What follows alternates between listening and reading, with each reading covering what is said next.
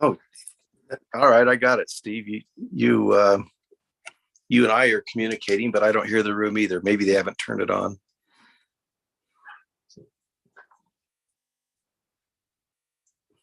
Oh,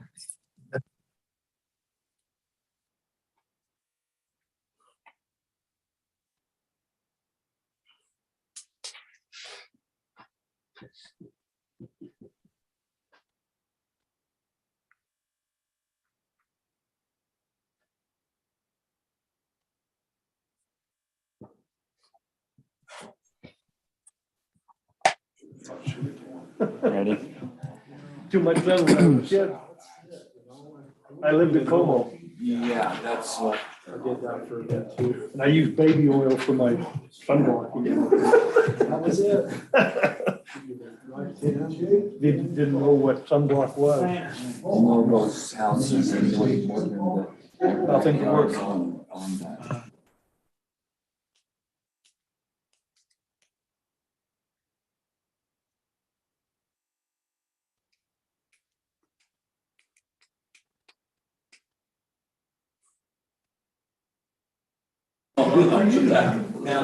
Tell your wife. All right, if I could have everyone's attention, I'm showing it's just after 7 o'clock tonight. We'll go ahead and get started. No, you're good. You're good. Sorry to jump in, but tonight is the Ides of March, so we should beware if you're a Shakespeare follower. Let's go ahead and get started with our March 15th Planning Commission meeting, and we will kick things off. We've got 3 items on our agenda. I want to welcome those that are joining virtually, Dave, Jason, Steve, and any others that may log in to our public hearing, which will start here in just a little bit. thank you. Welcome to all of you. Keep in mind that tonight's meeting is being recorded. It's also being broadcast live, and so that'll be available for the public record. That being said, last month's public record, we met on the 15th of February, and the minutes were sent out. Was it this morning or yesterday? One of the two. Last Friday. All right. Well, it's been a busy week. Hopefully everyone's had a chance to review those. At this time, I would entertain a motion to have those approved into the record. Or not approved, either one.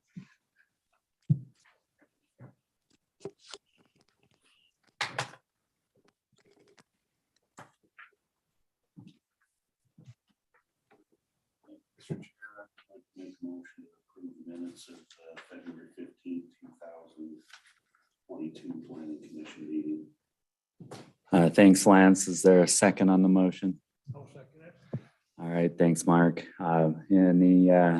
Any discussion? All right, let's go ahead and vote. All in favor? I see your hand, Jason, so that's unanimous. Teresa? We'll now move into our agenda. We have 3 items for tonight, and we'll just take them in the order that they were listed on the agenda. So this first one is a public hearing with respect to amending one of our ordinances within the city, Title 10, Chapter 10.08, and sections .030 and .040. So those are the sections that we'll be going through tonight. This does require a public hearing. Our action before us is to make a recommendation to the city council, and they'll take this up on their agenda, based on our recommendation as input. So that's what's before us. Before we jump in though, Steve, I did have a clarification question for you, if I may. And that is, there are 2 different ordinances, and the question is, does that require 2 separate public hearings and the formality of opening and closing both of those, or can we just do it once? You have the ability to do it once. And just open up either one to discussion. Yeah, but just for efficiency purposes, it's okay to do it that way. Okay, that sounds good. Well, let's jump into this, and we'll let the commission decide how we want to proceed with that. So this first ordinance, and I'm going to try, I forgot my I'm at the point where I need reading glasses and I didn't bring them, but but we got this. Thank I you. know. Oh, nice. And I look good too. Tony has that. All right, so this first ordinance, 10.08, and then sections 30 to 40. We have a few changes that have been redlined within our packet, and I'm hoping that everyone recognizes this from last month.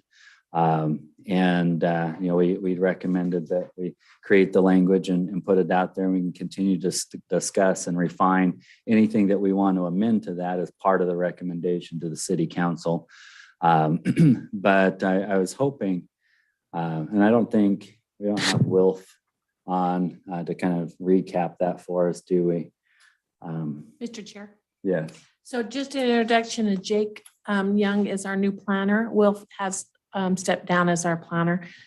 Jake has gone ahead and reviewed both the public hearing amended ordinance as well as the conditional use permit. Our legal counsel, Gary Crane, has also reviewed and approved the documents. Just to let you know, so Jake would be able to answer any questions if he needed Well, to. let's jump into that before we. I wanted to get kind of a good overview before we jumped into the public hearing portion of this. I don't see much representation from the public, but nonetheless, it is open once we make that motion and approve that. But Jake, would you mind sharing with us some of your findings as you read through this, your perspective on what's before us tonight as a commission? Yes, I'd be happy to, Chair. And I did speak with Wilf today as well on the phone. And I see both of these being straightforward. First, talking a little bit about the 0.03 as well in terms of planning commission review. Moving away from the 30 days, I completely agree with that. I think that's very good. Going to 10 days, that does seem to be a standard among cities now, having the 10-day notice. I think that is good. Also, the requirement of noticing that needs to be either in 3 public locations or the city's website. I do see most cities these days going to websites, so I think that is good. I did a review just kind of looking at state code. As far as I could tell, everything I saw did look like it meets state code and really best practices. So I think that is, it's very straightforward to me, very clean, simple to follow, and good best practices. And then regarding the second one, the public meeting, also it meets the requirement in the 24 hours of the noticing on the Utah Public Notice website. That is a standard across and also required. I imagine that's something the city's already been doing. Okay. So, and the nice thing about that state website is that really is the go-to place if you want to look up anything that's going on with the city in terms of their planning commission or council or other public records. So I think that's a fantastic thing that the state does, but also going along with that. Any specific questions for me? I'll open that up for the commission. Any questions for Jake? Is this just bringing Morgan's ordinances in line with what the rest of the state's doing, basically? From what I've seen, yes. Yeah. 10 days online noticing, websites. Yes. And the second one, the public meeting, that also is really just has to be 24 hours. it's going to be a public hearing, it should be more in advance. But If I could address that, Mr. Chair. Please, thank you, Steve. Yes, these are basically what the state has set as a minimum. Morgan has exceeded that for some time, which is good. We can always be more strict and impose more requirements on us. And as we've looked at this just for efficiency purposes, we made that determination to be consistent with what the state's minimum requirements are. Not that we're minimizing anything, but again, just for efficiency purposes. And as Jake stated, most of the notices are going to websites. And so it just facilitates that advancement in technology. Thank you. Thank you for that. I appreciate that.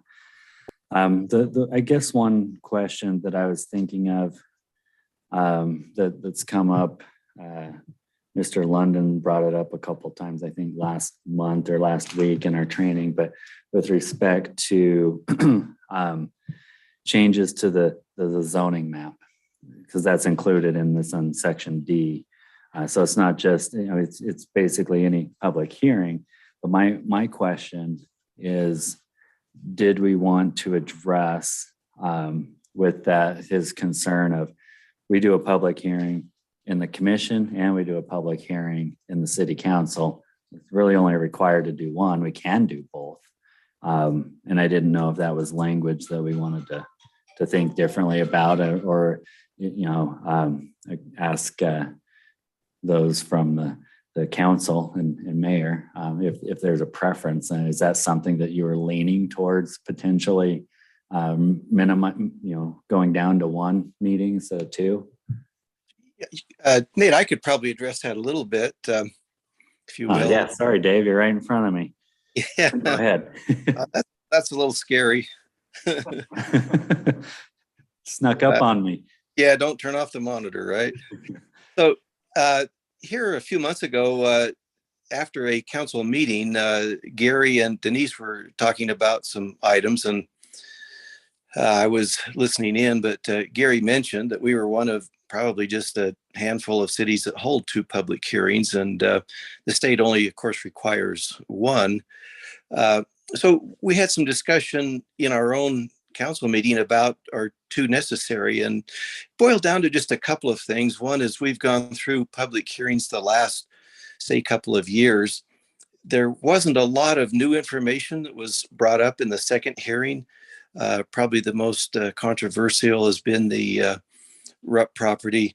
And we were hearing just over again the same information that had been brought up in the one. And it just seemed like people were digging in more than they were before, and there wasn't a lot of benefit that came from the extra hearing. At the same time, there was a little bit of feeling. The other maybe takeaway from the discussion was that, well, does that give someone an opportunity to express views, more of an opportunity, if you will? And yeah, it probably does to a point. And I think that was maybe the reason for considering the public meeting versus a second public hearing. And maybe, Steve, it might be well to just talk a little bit between the difference between a hearing and a meeting, if you wouldn't mind explaining that. Yeah, I'd be happy to. A public hearing obviously has to be open to the public, and you give the public actually permission and invite them to participate. In a public meeting, you don't necessarily have to have the public participate, but the discussion is held out in the open.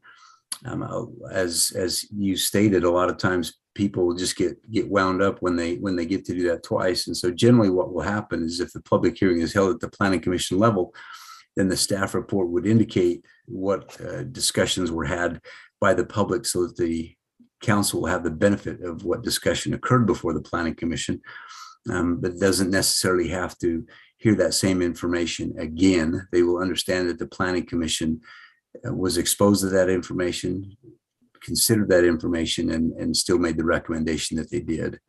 So they're not constrained to the formality of a public hearing. Correct. It But doesn't need to still be has the notification, still can involve the public at their discretion. correct. You know, I point out, Just real quick here in the room, we've got Tony wants to say something. You've got the floor. Sort of piggyback on what Dave was talking about. One of the things that we discussed, and Steve, I'll ask this question to you right now. He's not being picked up by the mic. So Steve, I'll ask this question to you as well.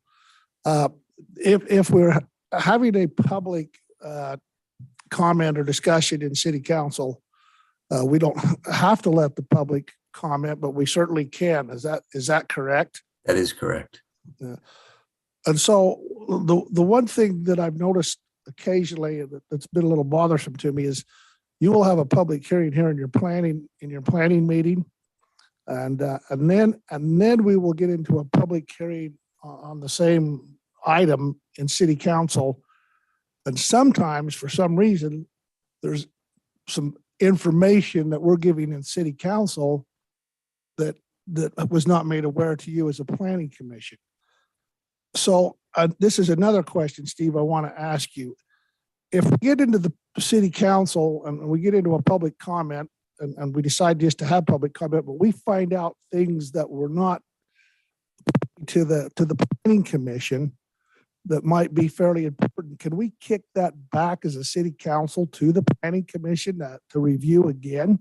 Yes, that's within your discretion, especially if you have an important issue arises and that you, on that issue, you would like the planning commission's input and for them to consider it. Absolutely, you do have that authority to send it back and ask them to consider that new information. Because there's been situations where personally, I feel maybe we should have done that because there were some things that was brought forward to the city council that was not discussed in your public hearing. So I just wanted to make sure that, that was something that could be done. Because of that, it's fine with me to only have a public hearing in planning. But, if we do have the public comment in city council and something comes up that's rather important, it's good for me to know personally that we could always kick it back to you folks on the planning commission to discuss again. So I just wanted to make sure I was straight on that. Thank you. And Dave, you were going to comment again. yeah, I would just to add on to Tony there, in practice, and particularly with our controversial one that we've had that I just mentioned, the public hearing, that doesn't mean that information doesn't stop flowing. I received a lot of phone calls, letters, emails following the public hearing up to the next council meeting that, to be honest, helped me decide and even change my mind towards some of the approach that I was taking. So that doesn't mean to say that after the public hearing, it just stops, the information stops flowing. But when we came to that second public hearing, I think this is probably part of what the Utah legislature may understand. When we came to that, again, there just wasn't a lot of new information that was relevant. All right. Thank you, Dave. We still don't have, that I can tell, members of the public with us, but let's go ahead and at this point, I'll call for a motion to open the public hearing, and then we can continue to discuss this as a commission, is now that we've got a basic understanding of what's before us. And with respect to that, there are the two components. One is this first agenda item that has the timing, the notification time period and the public hearing change. And the second one is the conditional use that we focused on last month. So those are the two. And depending on how everyone feels and how you want to proceed, we can take them separately or combined. So I'll leave that up to you. I had one question. If we combine the public hearings, can they also be combined as one motion to the city council to approve or disapprove both of them at the same time? Sorry. On that issue, I would recommend separate votes on the ordinances. You can have the same vote to open and close the meeting, but as far as each item, that would be my recommendation. Okay, Okay. that makes sense. So one public hearing, but two separate votes. That being said, Mr. Chair, I'd make a motion to open the public hearing portion of the meeting. Thank you, Lance. Is there a second on the motion? I'll second that. Thanks, Wes. All right, the public hearing is now open. We can continue some of the discussion we were having, but especially amongst the commission, let's talk through some of those. Looks like Jason's coming back in, or he was in.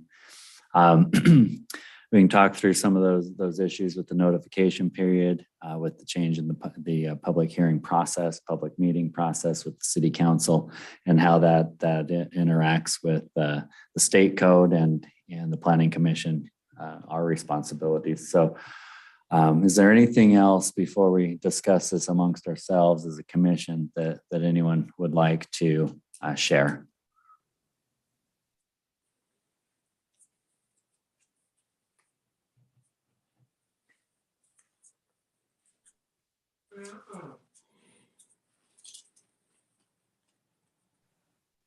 All right, let's talk about it. If something does come up and tickles you, just raise your hand. So for those of us, what issues does this raise with respect to what you're thinking is our responsibility to make a recommendation for the city council? Mr. Chair, I appreciate the time that staff and our planners and Will started on this. I think a lot of this is bringing us more up to date with current laws and codes. As I understand, we may have been falling behind, and it seems pretty straightforward to me, and I appreciate the time and effort that's been put into this to help keep us up where we should be. Thank you. I'm like you. I like the idea of being more efficient, and it feels like it drives some of the efficiency in the meetings. It gives more discretion to the city council. It doesn't change the ability to take input from the public, which is the intent, and that we can hear from them. So that's still absolutely an opportunity. And I like the notification period being compressed as well. So for me, it's consistent with what we've discussed, and it feels appropriate for where we want to go. Other thoughts, though? I certainly like the fact that it calls out the difference between a public hearing and a public meeting. It's obviously been brought to be corrected. Every time it says a hearing, they've changed it to a public meeting. And I didn't understand the difference, but I do now. And I think that's a very good change. Thank you. What other considerations come to mind as you consider the proposal, the change to the ordinance?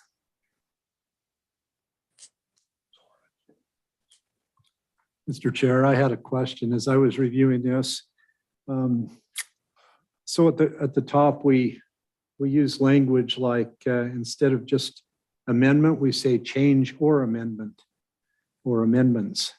And we say that in several places. It seems a little more verbose to add that. I looked up the definition of amendment, and it says changing for the better. And so my thought is, why was there a reason for that? Is that just an author's desire to use different language? Yeah, I see your point. Steve, is there a legal reason for adding changes and amendments or amendments, I guess? No.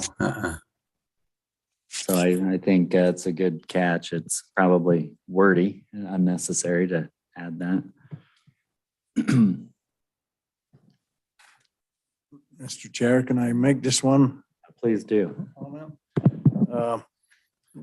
So an amendment is a change for better, but is that also governed by somebody's opinion that it's better or worse? Can there be that debate in there? Based on our training from last week, it feels like we should use the plain language principle to see what the interpretation might be. But beyond that, I'm going to turn it over to Steve. Yeah, amendment is generally considered to be a little bit broader, than a change, and that's just the standard language. It's usually in statutes and ordinances is that you are amending an ordinance, you're amending a statute. So it could be scope related potentially. That's what I'm hearing. I mean, they're very similar.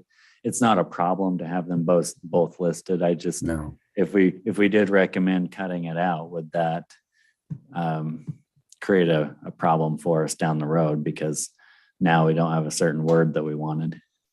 I wouldn't think so, because anytime that you make an amendment or a change, the process is going to be the same. Okay. Dan, thanks for bringing that up. I don't have any more answer for you than that. Mr. Chair. Go ahead, Wes. It seems to me all the legwork's been done on this for us. And I understand going back and reviewing everything so that we can be a little bit running our meetings and the way we conduct ourselves. But as far as what we're doing, I don't know if we're going to make any changes. Can we just make a motion to move this on to the commission? We Because it seems- can. You just need to say the words. So We have to. Well, we don't have to close. Come We out of can public vote on hearing. this, but we do want to make sure we've heard everything first. But, okay, no, I was just asking. Yeah. Yeah. Are there other comments? Well, I would just say you need to come out of public hearing. Well, I was gonna say, Tony and I were talking and right here, and so in city council, we can have public comment, which we can open it up. You know, if there's a debate, or you get what I'm saying? So there's It's kind of a it's double, essentially the same thing. It's just less restrictive. yeah. We call it we have it on our agenda every city council meeting. We call it what do we call it? A public comment? Public comment. Open comment.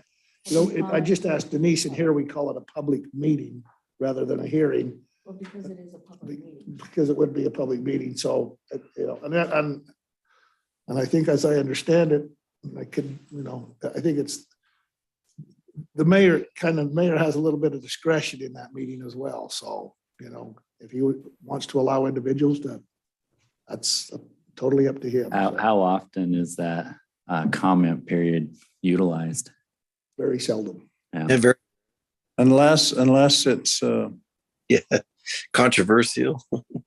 I hate to use that word, but opinionated or Strong feelings.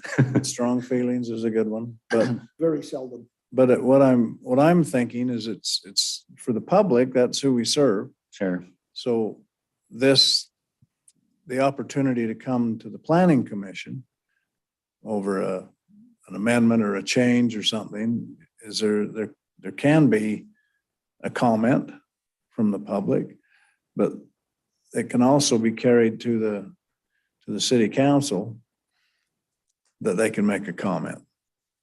And I think that's important myself.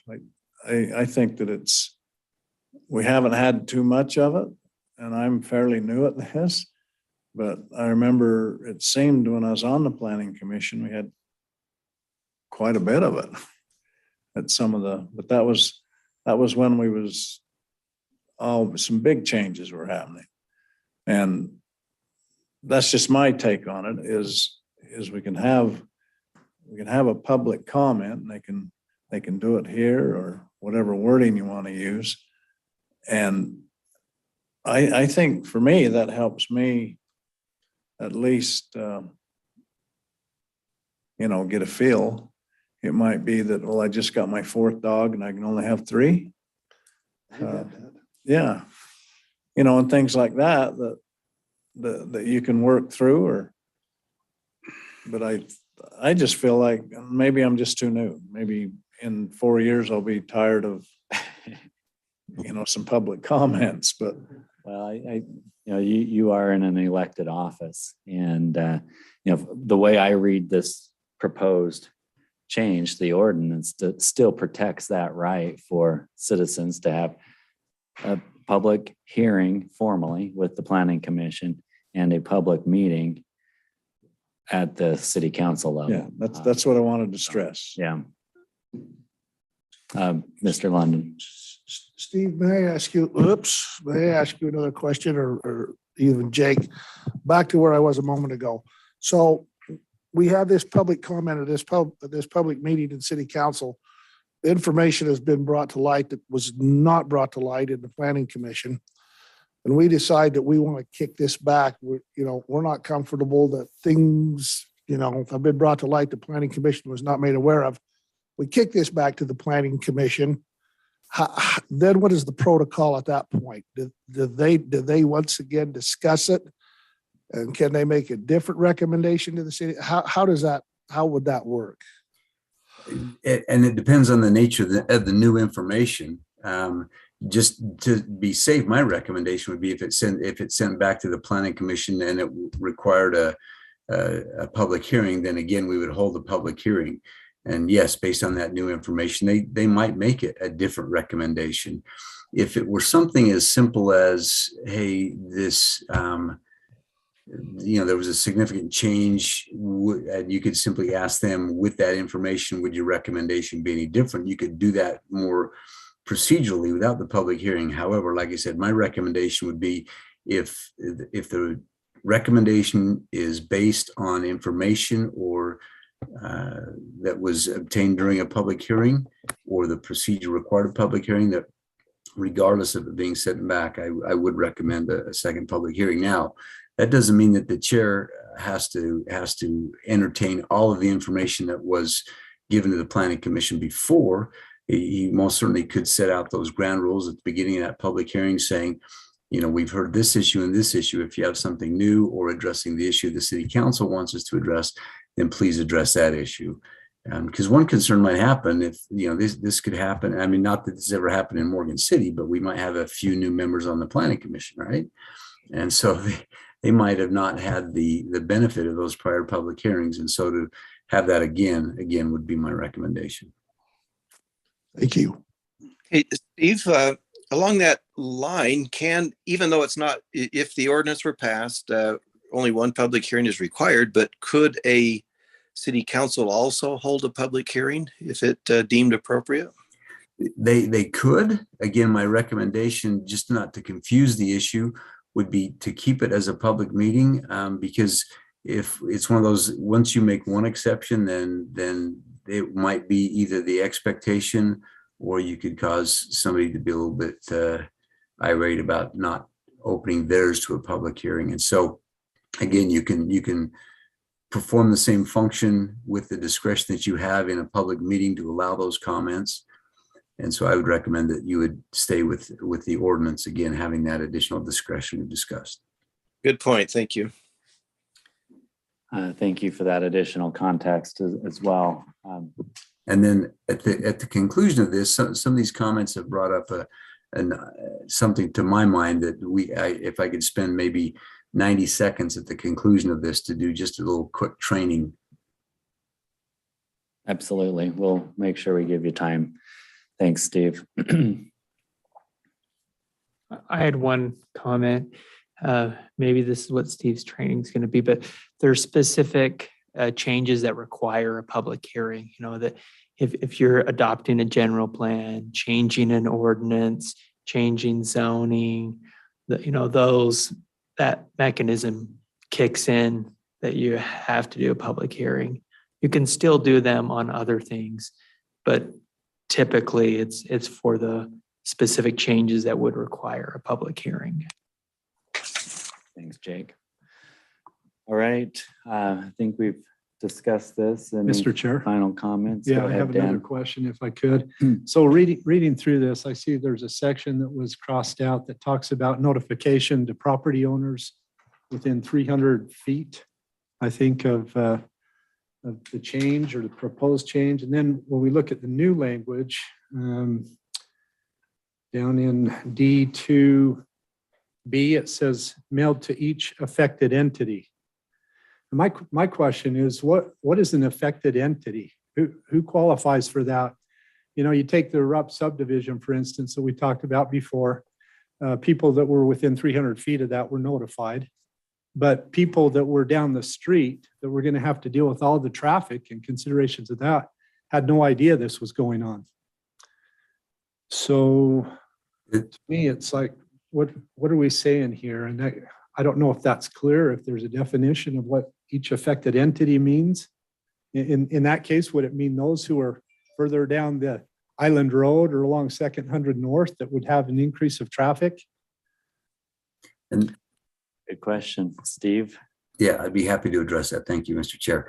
So the reason that the notice has changed is that we were, like you said, the notice was mailed to those folks, and then the people outside of that might not have received the notice. And so that's why we're expanding the notice with the websites and those type of things, and taking out that mailing. The affected entity, the definition of affected entity under the statutes, are the other entities that might be affected. So it's not people. It would be like the county, a fire district, a school district, would be those type of entities that may be affected by the development. So no, it wouldn't expand the notice zone for the citizenry. It would just be those entities that would be providing service to the area to be developed or changed. Thanks, Steve. That's helpful. So with that in mind, I think the last time, Nathan, you had mentioned something about seeing the yellow signs up and how helpful that was. I think the county does something like that. This indicates that we'll have at least 3 public locations within the city where we post it. Do we have what are those 3 places that we typically do that? Do we know? Teresa's going to speak up on that. Yeah, so when we do notification to the 300, that's within a specific property that's being done. We also put it on the public notice website, the Morgan City website. It needs to be placed in a public facility. So we do the post office, the library, we also do the bank and Ridley's. So we go above and beyond. It's also posted right here Oh, in the front of the city. Yeah, and the city has a posting area as well. Would a sign on the property be qualify? Is that kind of what you're asking? Is if that were one of the 3, or is that not a public place, but it affects the people that are driving by at least? Yeah, I think that's helpful in forms of communication. What I'm finding is a lot of people are just not paying attention to what's on our website. And that's their bad. They need to do that. They need to know and be educated. But I think it's nice if we help them a little bit too.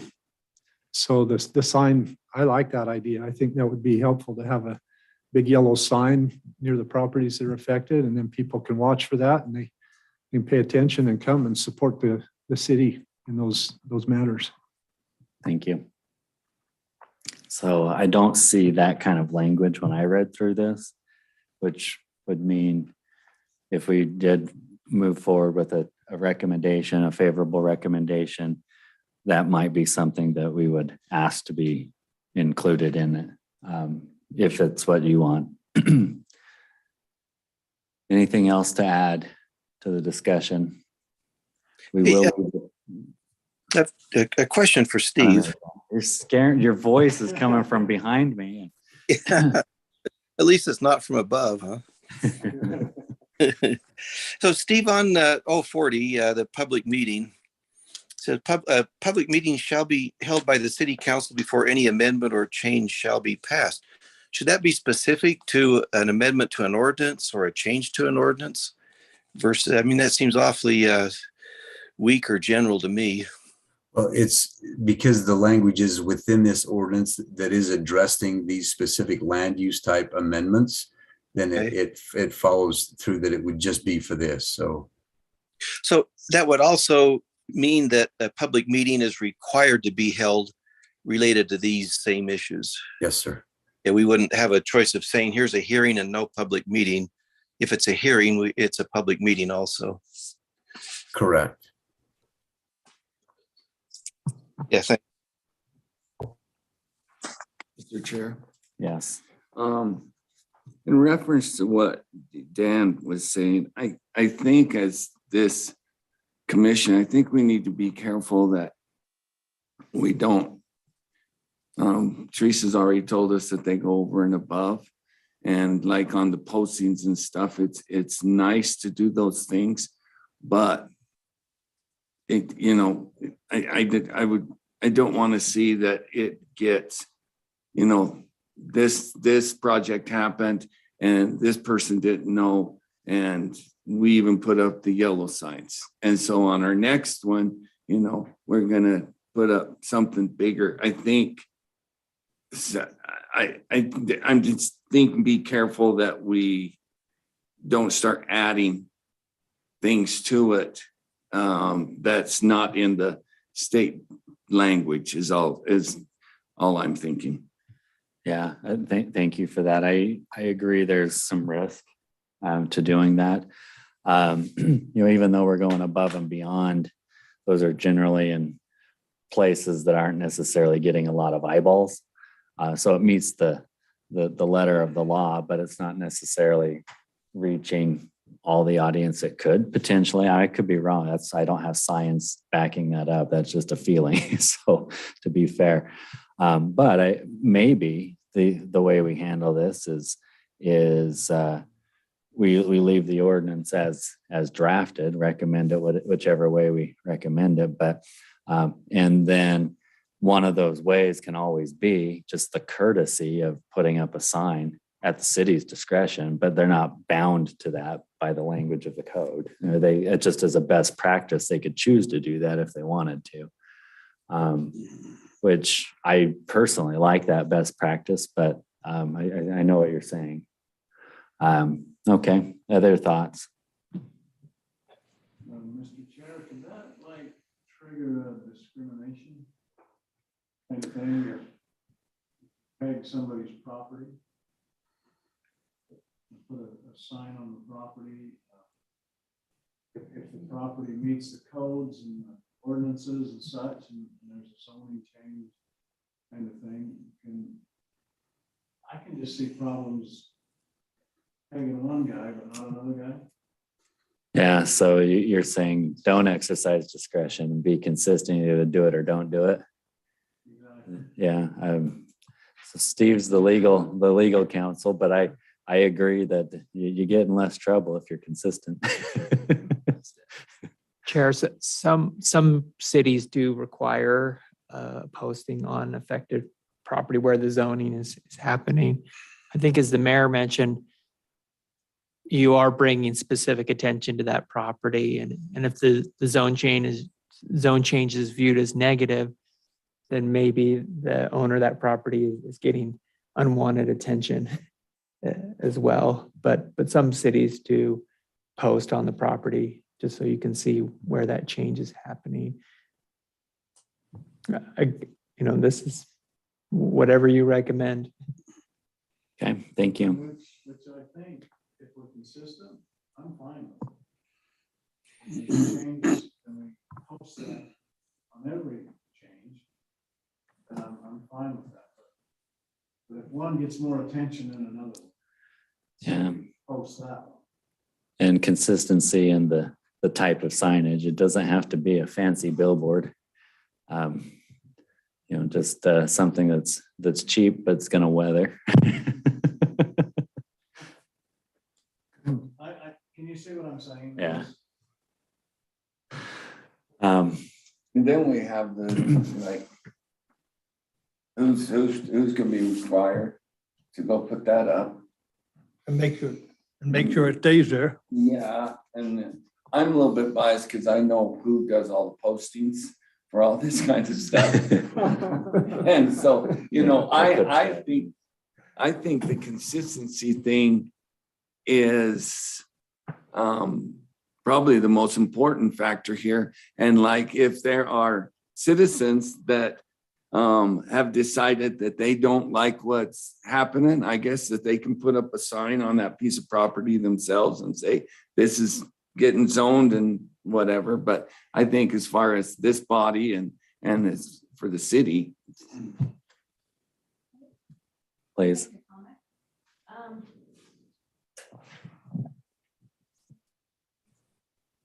Okay. So the city's remodeling the basement of this city building. I don't know if you've heard. The State Health Department and what is it called? Human Health. Both of those agencies are going to be downstairs and they're going to rent the basement from the city. But in doing so, we're going to be putting a sign up similar to the one that the fire station has. So just as a suggestion, maybe on that sign, if you want, talk to Ty about making it so it's a public notice sign. We could post things on there, or it has some type of an electronic thing that says public hearing on this, and run it for, 5 days before a public hearing. Sure. Just a thought. Thanks for contributing that. Tony.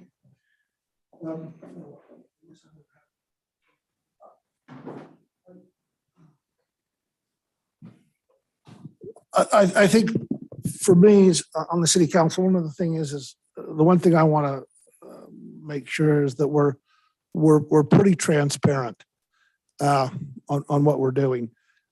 But I do agree with what Jake said, and I'd had that same thought. If we post on property and it's not going to be a popular zone change, I can see the possibility of heaping a lot of misery on that property owner, before it even comes to a public hearing.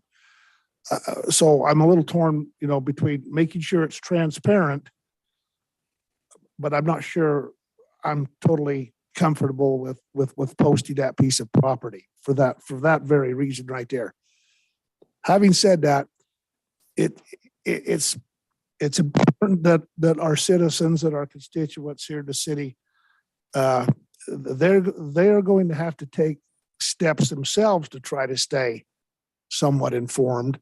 And if we have it on websites, and Denise makes a great point too, if it's on an electronic sign and if it's on our website and it's posted at locations, I think there's some responsibility that our public's going to have to take as well. You could do everything under the sun, and you're still going to have people that are going to walk in here and say, I didn't know anything about this, or I hadn't heard anything about this. And so anyway, I as long as we're transparent, that's what's important to me. And the way that it's drafted meets the transparency requirements of the state. About 15 minutes ago, Wes, you'd asked about making a motion. I have one hand up, but if there's nothing new to add to the conversation after that, it may be time to go down that path. We'll leave the public hearing open while we do that. And then we'll move to the next item for consideration. But Dave, your hand is up. I didn't know it was. I pushed I up. see a hand on it. Maybe someone just moved the mouse over you. Though a question for Wes, are you and Denise related? Slightly. I knew that. Congratulations. I don't know as much about you as I do Denise, but she's a quality person. Thank you. I agree. Yeah, I learned something. Well, please know that I don't mean for more work for your sweet wife. That was not my intent.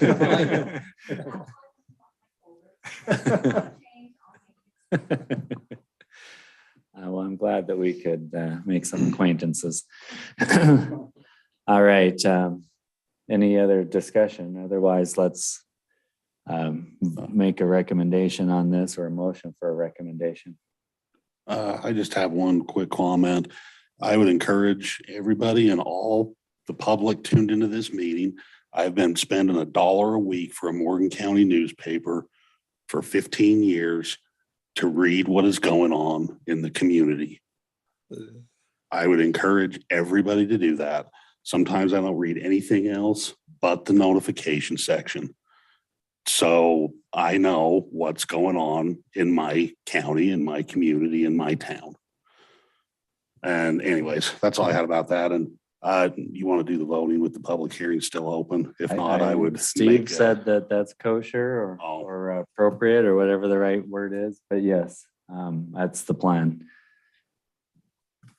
Okay, in that case, I would be willing to make a positive recommendation to the Morgan City Council adopting the recommended changes for an ordinance amending Title 10, Chapter 10.08, Sections 10.08.030 and 10.08.040 of the Morgan City Code. Thanks, Lance. Is there a second on the motion? I'll second that. All right, Wes is second to the motion. Before we vote, is there any final discussion? Would you consider a friendly amendment to that motion with respect to posting and including a sign on the property? I guess I would. I personally don't feel that that's 100% necessary, and the public has a duty to do their work to keep up on all the doings of the city and county versus just what's going on across the street from them. But I guess I would be willing to accept that amendment. And Wes, you seconded it. Do you still second it?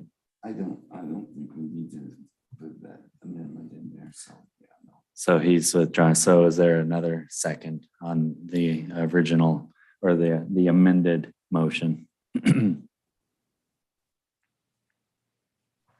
I'll second that. Okay, so Dan has seconded the amended motion. Let's. He can't. Oh, He so can't he second can't, it. okay.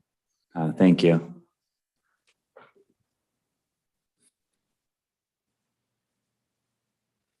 And I'll second it. Thank you, Mark. Appreciate that. Let's discuss if there's any, with the motion as originally outlined with the amendment to require a sign. Now, we don't have the legal language for that, but that's what the motion has now been amended to include. Any final discussion before we vote on that? Just some clarification on that. On the sign, what are we talking about? Like, it's hard to vote on something. How big's the sign? As big as that screen up there, put it on a fence post? I'm not understanding. Wes, if I might, have you seen the signs that the county uses? They're typically just on a T-post and they're yellow and they might be about 3 feet, Yeah, 3 feet by 3 feet. Yellow, and it says this is what's coming up in the, a zoning ordinance or a change. And it just describes it in pretty simple terms. yeah, That's what I'm thinking.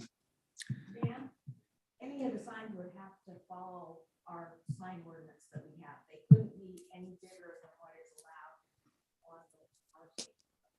So we can't pick a certain sign aside of sign and saying, this is the one we're gonna put out there. We would have to follow it.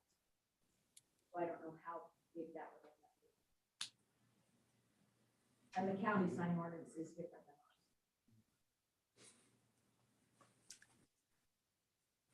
All right, any other discussion before we vote?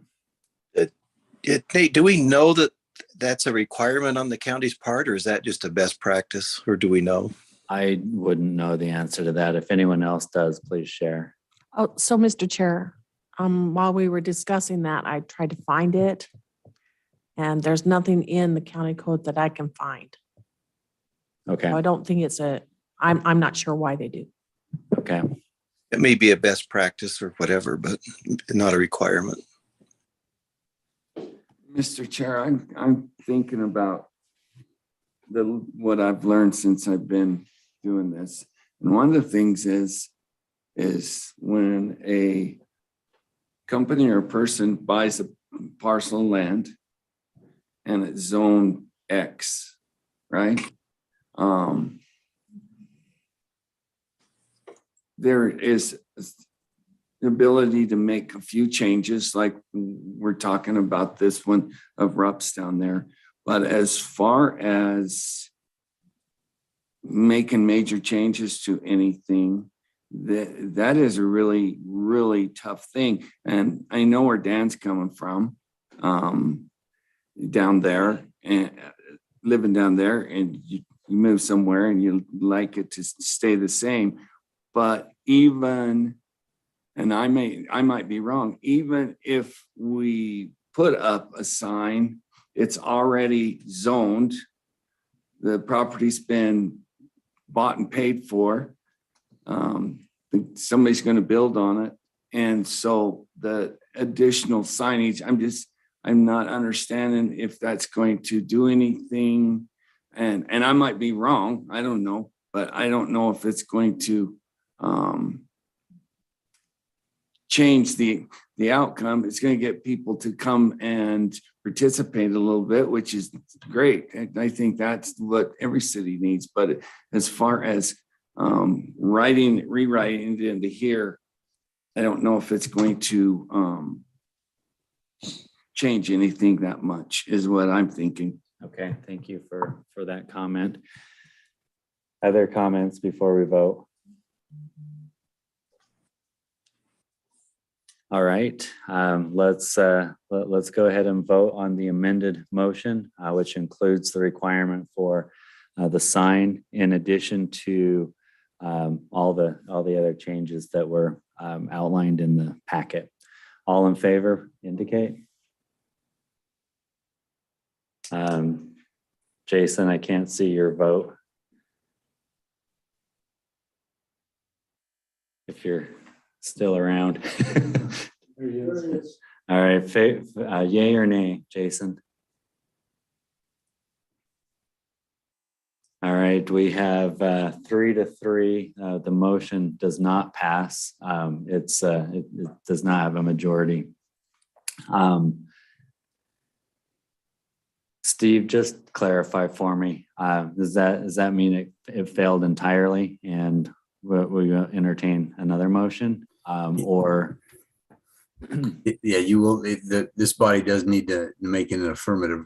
Well, when I say affirmative, there has to be a recommendation. So there has to be a successful. we'll make a recommendation. There has to be a successful motion to go to the city council. That's what I'm asking. Is, if we're back to the drawing board on the motion. So that's where we're at. Is there an alternative motion, particularly those that voted nay, that you would recommend? May I ask a question? Is that ethical for me to ask a question at this point? I'm okay with it. Should there have been a motion on the original motion and then a vote on the original motion and then a vote on the amendment to the motion? It was done properly. Yeah, we're good. But now we just entertain a new motion. So that's where we're at. If anyone can bring forward an alternative motion with a recommendation for the city council.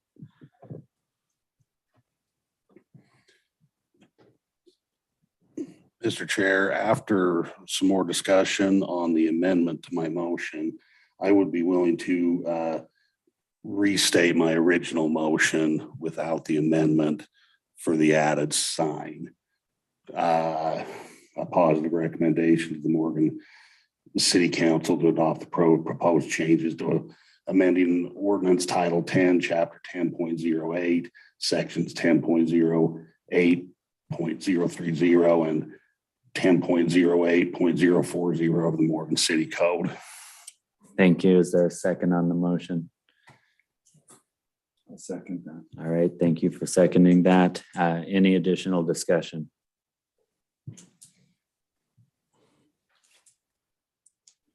Let's go ahead and vote at this point. All in favor of the motion as Lance outlined, indicate. And all opposed?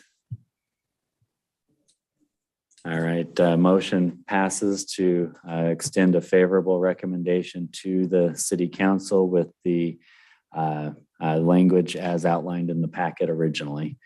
Thank you for that. The public hearing is still open, and we have one more ordinance change to consider and do the same thing, and that is to make a recommendation to the city council. This particular ordinance is related to conditional uses. These were reviewed last month and were also included in some of our minutes that we read through with respect to some of the changes that were introduced last month. So this is bringing the language before us as a commission as a step towards making a recommendation for the city council. That being said, let's discuss this again. Just as a reminder, the public hearing is still open. And I'll now entertain a discussion with respect to this proposed ordinance change.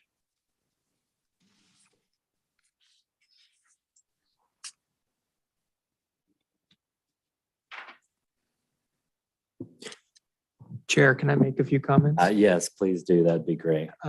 Thanks, So Jake. this is something that a lot of cities across Utah have been working through the last few years, updating conditional uses to meet state code. And really the goal is that conditional uses are allowed and are conditional, but I like the language as it is written here. It says in A 10.26.030. So I'm moving to B here. It says a conditional use shall be approved if reasonable conditions are proposed or can be imposed to mitigate the reasonable anticipated detrimental effects of the proposed use in accordance with applicable standards. And your standards are in the ordinance here as well. So that if someone comes in applying for a conditional use and the conditions can be met, then most likely the planning commission should consider approving that conditional use. So it's a little bit more like permitted uses than before, just to put it that way. I did notice something with the numbering up at the top of the ordinance. It says, this is on page 5. So it says, so the determination and consideration comes out, and then it goes to 70 and 80, and then down below, it looks like maybe still has it at 870. So we didn't get the strike through on the Yeah, 8 and maybe 9. it's there. I'm just not seeing it, but I'm borrowing someone's glasses and I don't see the strike. okay. through either. So maybe when this goes forward. So Welcome to use this. We're good. so I on should page probably 5, give you it says the new numbering will be. You. Like, is that not supposed to be? Okay, so the new numbering will be 70 and then 80, and then looking and I might be wrong here. I'm just kind of as I see this and under standards on page. Standard, the 7 didn't show up on my printed copy either. But Okay. The 7, it's there. I can. Well, For whatever reason, because it's supposed to be red. Can So I what I did was clarify? I moved the numbers up, so there wouldn't be a blank spot in the numbering. But we didn't strike through. So instead of saying, we struck through the line above it, 10.26.070. And then since that one's now gone and we don't want to have a blank number, you have 10.26.0870. Yes, but there's a strikeout through the 8. Okay, that's the part I'm not seeing. All right.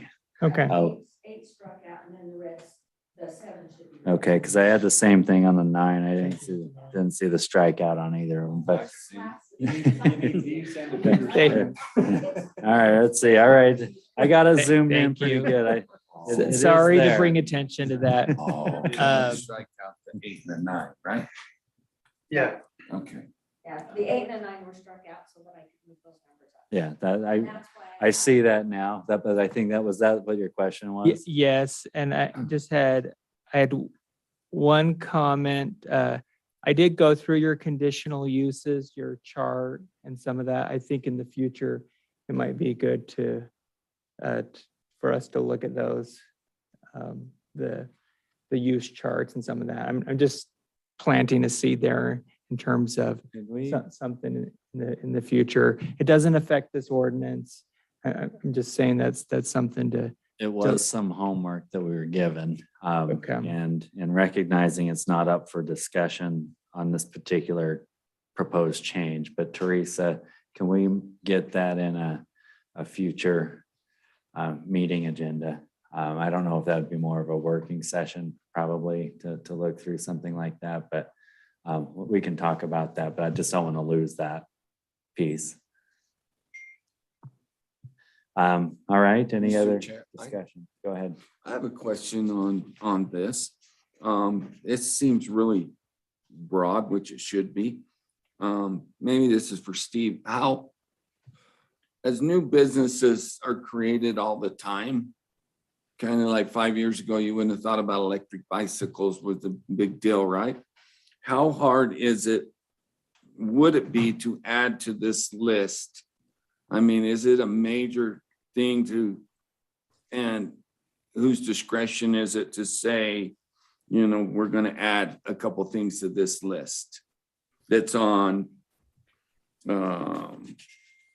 it says land use is allowed, and it has amusement and arcades and things like that.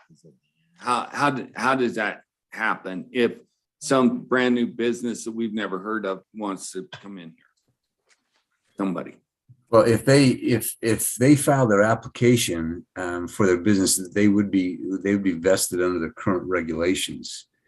And so you would have to look at it not necessarily as the name of the business, but the activity that it does and see where it best fits. And so if the activities of that business would be contrary to for the most part, the permitted uses in that zone, then you could either impose the restrictions or impose conditions that would mitigate those impacts. Or if they couldn't be mitigated, then as the ordinance says, you would have the ability to deny that. And so you couldn't, once they file their application, you can't change the rules, so to speak, after the game has started. But that doesn't mean after you've gone through that experience that you can't go back and say, okay, now we need to consider adding this to our ordinance. And so it'd be an ordinance change, just like you're doing this evening. That would be the process. It could be initiated by a member of the Planning Commission, a recommendation city council, a member of staff. Could make those recommendations. We'd draft the language and then it would come before the Planning Commission and then again a recommendation to the city council.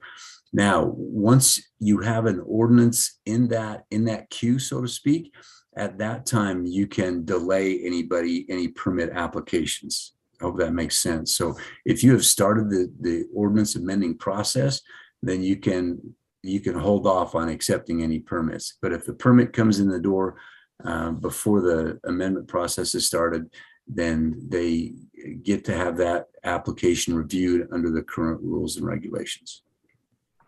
Thanks. That's what I was asking.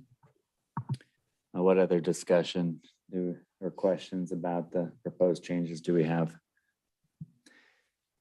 And since it is a public hearing, anyone else that's out there that wants to share any thoughts? Just a question for staff, Nate. Is the language here borrowed from another ordinance from, say, another community? It almost comes directly out of state statute. Okay. Just aligning ourselves more with the state then. Yeah, they've basically, I'll get on my soapbox here. They like to take a parental approach a lot of times. And Morgan City's always done a great job with their conditional uses. There's been other entities that have not done such a great job, and they've used them in a way that has been inconsistent and unpredictable, which is really isn't fair for the property owners.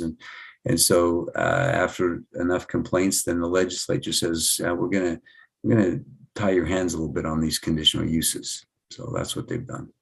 Thank you. Thanks, Dave. Other comments? Mr. Chair, once again, I appreciate the work that's gone into this, the people who worked on this and helped bring us up more in line with the state. It almost seems to me like this might make it a little easier maybe, or up your chances of getting your conditional use permit if you can meet those conditions. The way this world's changing and everything that's going on, I think we need to give people the chance to try their small business in their garage or whatever as much as possible without having a negative effect around the neighborhood, and allow those small businesses and that to grow. And I appreciate the work, and I feel the way this is worded, it may, correct me if I'm wrong, it may kind of help that along with maybe making it a little easier to have your chance to try what you want to try, maybe. Thank you. Appreciate that, Lance. That's a good point, Lance. Our discussion with Wilf, I think a couple of meetings ago, as the process was started, as our ordinance currently sits, we can pretty much deny a use at will, and that doesn't align with the state statutes. But his statement was that a conditional or a use is pretty much permitted as long as the conditions can be mitigated as per state direction. Yeah. And that's the way that The bias towards approval. Correct. Yeah. I got it. Thank you. I think that's, you were going to say something, Steve. I interrupted you. Oh, that's fine. And just as I said before, Morgan City has always done a good job of that. I mean, your practice has basically emulated state law. If it's a like use and they can mitigate any negative impacts, then they've been allowed to come into the city. I'm trying to remember, it's a rarity that you've ever denied a conditional use. Like I said, you've always handled it very well.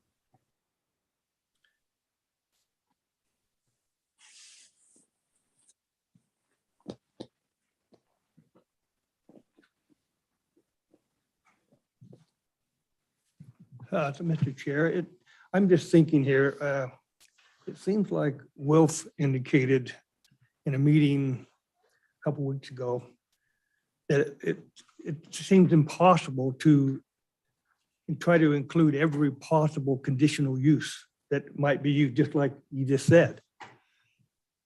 Isn't there a simpler way than just listing all these types of businesses and all the things that could be done? Isn't there a way it could be worded so that it can be interpreted without having a big, long list of what's allowed and what's not allowed? Mr. Chair, I know that one of the things that Wilfred discusses, the city does have a lot of conditional use permits, which could be permitted. And so that's one of the things you need to consider. Well, Limited the clarify what conditions, you mean by that. So, What- conditional use permit's going to come in front of the planning commission, and in this ordinance, they would comply with the conditions, would need to meet the conditions of your conditional use ordinance. But then we also have other items that are permitted. Does, for example, a fast food need to be a conditional use permit? Yes or no? And so you have to weigh, is this something we would rather have as a permitted use, which just is a staff approval? Or do we really want to impose conditions on it? So cities are trying to get away with having too many uses be conditional uses to allow them to be done. And I think, thank you. And I know that was what Wilf was hoping that assignment would be. Well, it All sounds right. consistent with what Jake's talking Yeah. about too, that we do need to review that. And similar to what Wes was saying with this list we have right now in the ordinance, and that is not changing with what we might propose tonight. It's a very short list, which is probably good. But is it the right, is it the right things? A clarification, the list that Wes had pointed out, that's for live work units only. That's in this code. Okay, So that would be for anybody that's on Commercial Street that chooses to live in the same place they have a retail type business. Then there's the other classification tables that are specific to each zone. okay, and that's what he passed out to us. Yeah. And so that's a good clarification.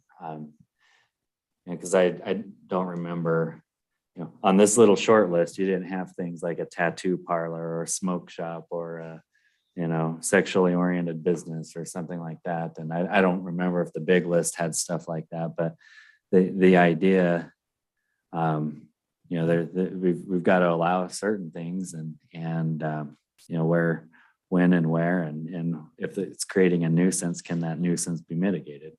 Or the detrimental impacts, I guess, as it's worded in the ordinance. So other discussion, I thank you for clarifying that, Teresa. Other discussion items, comments?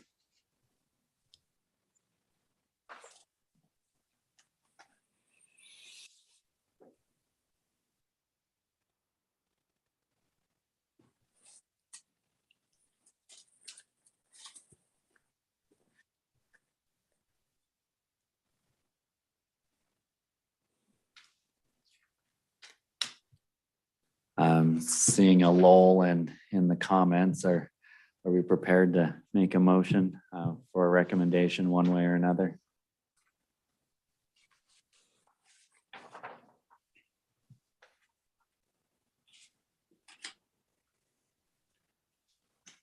Mr. Chair, I'd like to present a motion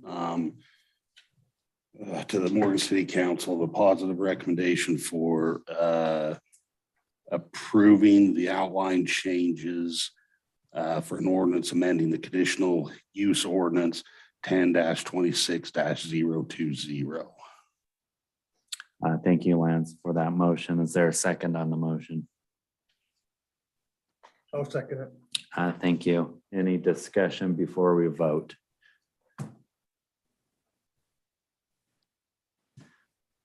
All right, let's go ahead and vote. All in favor, please indicate.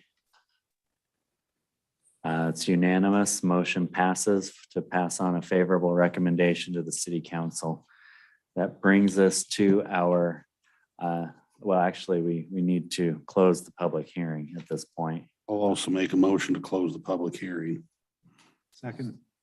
Second, all in favor? Didn't see your vote, Jason, on to close the public hearing. You're a little dark there. All right, now I can see your hand. Okay, so unanimous. All right, the public hearing's closed. That does complete our first two agenda items. Our third agenda item is we had our vice chair resign between the last meeting and this meeting. And so we need to elect a new vice chair of the Planning Commission. And at this time, I would accept nominations for a new vice chair.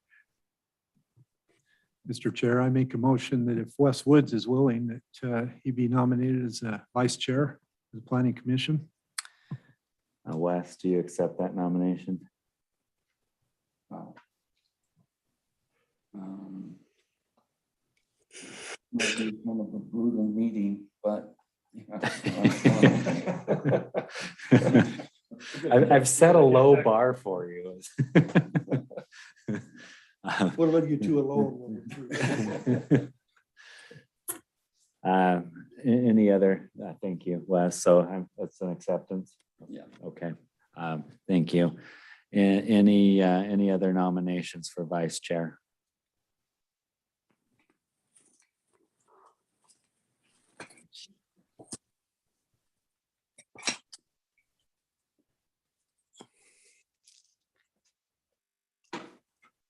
We'll give another 10 seconds and see if anyone feels like there's anyone else.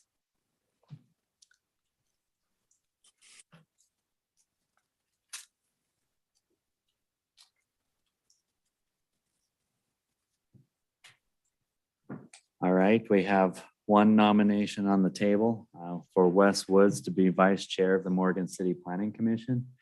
At this point, let's vote on his nomination. All in favor of Wes as vice chair, please indicate. And that is unanimous. You now have new responsibilities, Mr. Wes. I need one more. Thank you for that. That does conclude our 3 agenda items. Before we wrap up, are there any final thoughts that anyone would like to share, just that's on your mind? Steve wanted 90 seconds. That is right. Yeah, thank you for the reminder. I totally forgot. Steve, you're going to train us for 90 seconds. Here you go. All right. So just as a quick reminder, and it's important that you determine to have the public hearing before the planning commission as opposed to the city council, and then they have that discretion. The important part of that is you'll remember that the planning commission is apolitical. So you're not to be lobbied. You're not to be influenced by anything that's outside other than what happens in a meeting. And so it's important to remember that if you're approached, like Councilmember Alexander stated, whether the emails, someone talking to you in the grocery store, whatever, when you come to the planning commission meeting, it's important that you disclose that contact. Not that it's going to influence your vote one way or the other, but just so that everybody is aware of that additional information that you might have that they might not have. And so that's important for the planning commission to make that apolitical recommendation. Then it goes to the city council, and obviously they are the politicians, and they do represent the constituency. The planning commission represents the planning ordinance, and the city council represents the constituency. So they can be lobbied and impacted, and then they make that decision how much of that they're going to disclose to their other city council members when that item is up for consideration. And we always recommend that they do. Not every little tidbit, but at least that they acknowledge that and have that fair and open exchange as Councilmember London was speaking about. And that's my 97 seconds. Sorry, I went long. You did great. Thank you for that. Appreciate it. I have a question about that. So if somebody approaches me at the grocery store and starts prompting me to vote a certain way, being on the planning commission, what do I say? Do I just listen and not comment? You tell them that if you feel that strong about it, then what you need to do is come to the planning commission meeting and express that to the commission as a whole. And then you tell them that you might as well, because when we get to that item on the agenda, I'm going to let them know. I might not name you, but I'm going to let you know that let them know that I was, for lack of a better term, I was accosted in the grocery store, and this is what somebody said to me. But that would be my recommendation. As you say, if you feel that strongly about it, we'll see you Tuesday night. Steve, if I could ask, would it be appropriate for the planning commissioners to mention to that member of the public, I'm not supposed to have ex parte communication, if that's the right term. And so, could they politely just say, do you mind just holding and giving your public comments just so that person doesn't go on? Is that okay for them to do that? Oh, sure. That's a great way to get out of it. Say, hey, you know what? I'm not one that you lobby. We listen, and so please come. And this discussion needs to take place in front of the rest of the commission, just not the two of us. Thank you very much. That helped a lot. I thought I saw, did you have your hand up, Teresa? I just wanted to let the planning commission and the city council that is here to be aware that next April 19th, we will be having a work session as Landmark Design, who is doing our general plan amendment, will be presenting their findings of the last draft to the planning commission during that work session. So I would highly advise you all to come. That's the findings of the general plan. Is that correct? Yeah, so it will be the final draft after it's been through the advisory committee, the public hearing, public open houses, etc. just to let you know, once they present it to the planning commission, that's what they're doing is just sending it to you. There'll be another open house that we'll have, and it'll be Morgan City specific. And then after that, then that's when we'll have public hearings in both planning commission and city council. Are those separate meetings, Teresa, or the same meeting? They'll all be all separate. So we'll do a work session. It's just for the planning commission. We won't have a work session introduction in the city council. They normally don't do that. But then they'll do the open house, but then obviously a public hearing. I'm assuming, do we have to do it in both then? Unless if we get this one passed, we wouldn't have to do a public hearing in the city council. Yeah, it wouldn't But be, if it's not been approved by the city council, then until this goes into effect, we would have. and in the city, in the planning commission, obviously, we would just do a recommendation to the city council, and then there'll be the final vote if it's adopted or not. Thank you. And when is the open house scheduled for? Lisa has not scheduled that as of yet. I'm hoping that we can get a date. We're trying to make sure we don't hit spring break and things like that for school. Okay. And the county council county planning commission's already scheduled those, but we haven't scheduled ours. We just started. So I don't know yet. So work session, open house, and then public hearing are the Mhm. 3 next steps. Yeah. Okay. All right, thank you. Anything else before we adjourn?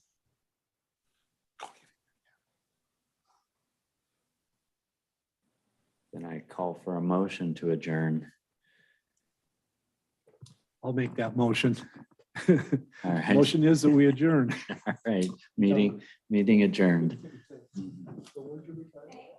Just while you're off the record, I just want to let you know, that the council, when we discussed this ordinance where there wouldn't be another public hearing in city council, they have requested that when the planning commissions had a public hearing, that I let them know that the planning commissions had one, and that the YouTube video of that public hearing is up and ready for them to review. So they want to make sure that they are aware, so that they can review what you guys listened to, just so you were aware. All right, thanks, Steve and Dave. Thank you, Teresa.